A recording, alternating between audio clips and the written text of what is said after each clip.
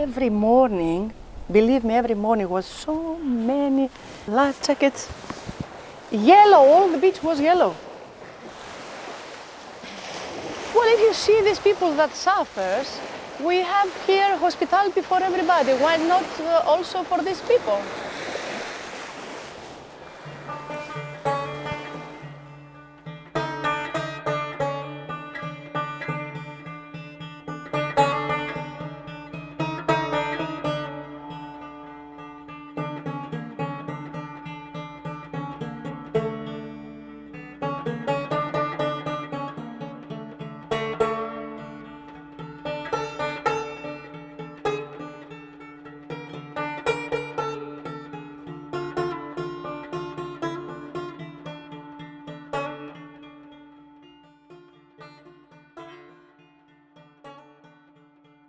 My name is Sayed Hamid Musawi, my complete name.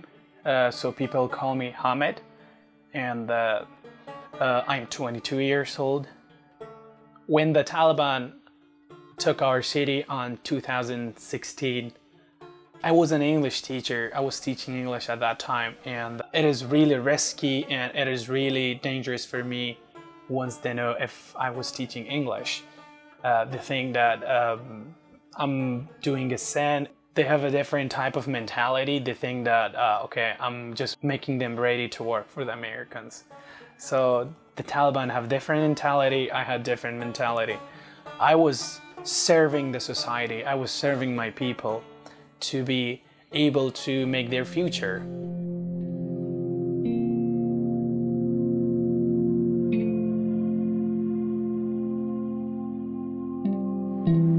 From my side, we always gave food and clothes. That happened in my property. That makes me understand that these young boys was in poverty, really in poverty, and they were in the middle of nowhere, and somebody else's cost.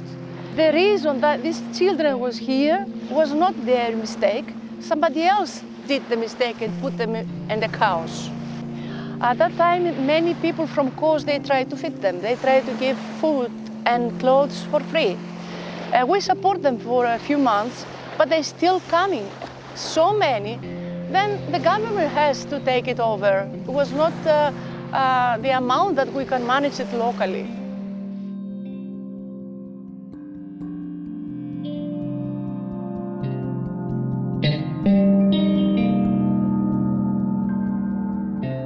I didn't know anything about my future. I was so bored. I was so, the other problem is that I was away from the family. I get homesick and I miss my family. It was hard for me to handle everything like right away. I was like, what happens for me if I would get a negative result? So finally, the translator came to me and was like, oh, your case is accepted. My hands were just shaking. My body was just shaking. I couldn't believe it because it was, the lady told me, okay, do your signature over here. It was like, my hands were just shaking. It was like such an emotional moment for me. I was like, I can't believe it. Is it true that I'm accepted? Finally, I got my asylum, and then I was trying to get ready for other parts of life, other adventures of life, which was finding a job.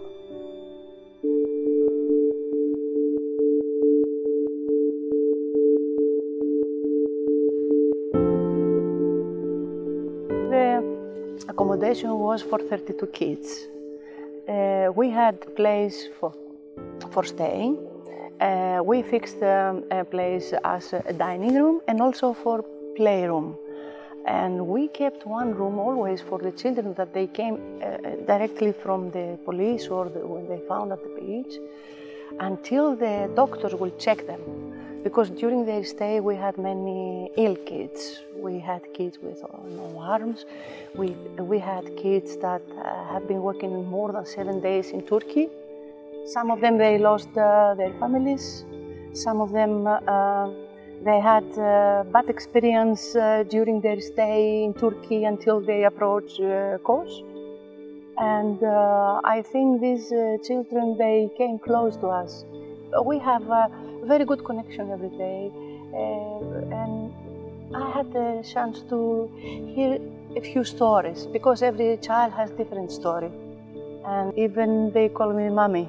Well, it was more than 1.5 years that I have every day connection with them, approaching them. Because at the beginning they were very close, they didn't speak to nobody. But slowly they became open and start eating like the other children and play. Well, it was like a big family for me.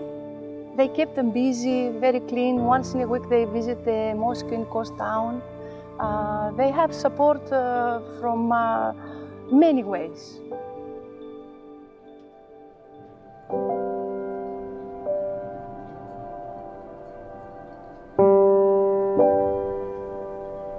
Like seeing children smiling around and hanging around, you know?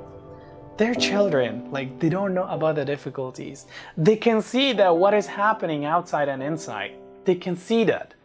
But like when I look at them, okay, like when there is a riot or when there is a fight or a fire, I realize like they're still smiling and laughing, you know? When I look at them, it makes me so happy, and sometimes I feel like I wish I could be a child. If you were a child, you wouldn't realize the difficulties of life. You would just like be a child and smile around and laugh.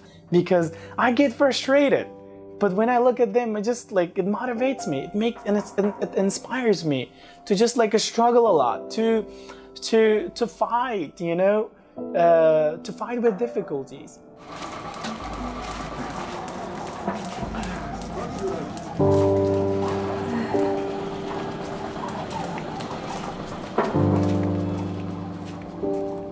I started doing jump rope just because I didn't have anything to do during the day. I was bored. I was doing nothing. I was like trying to think, okay, you don't have anything to do. Why you're not doing something? Why you're not learning something to make it, you know, to make your life better? And also it's kind of service for people, you know, it's kind of serving people, because that was from the day that I started teaching, my aim or my goal was serving people. And in the future, I want to serve people in a way that I could be effective and productive.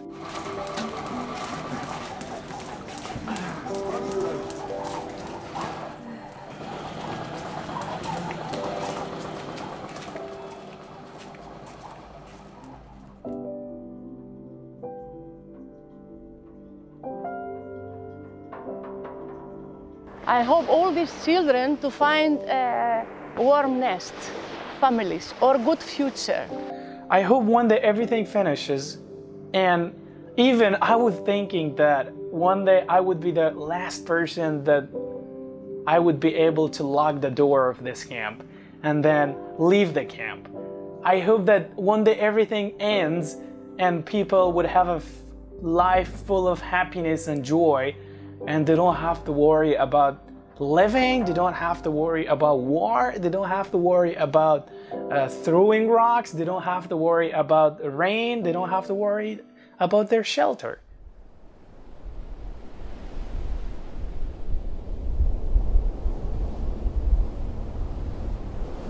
No man is an island, but it may take just one with a lion heart to bridge the sea between two islands.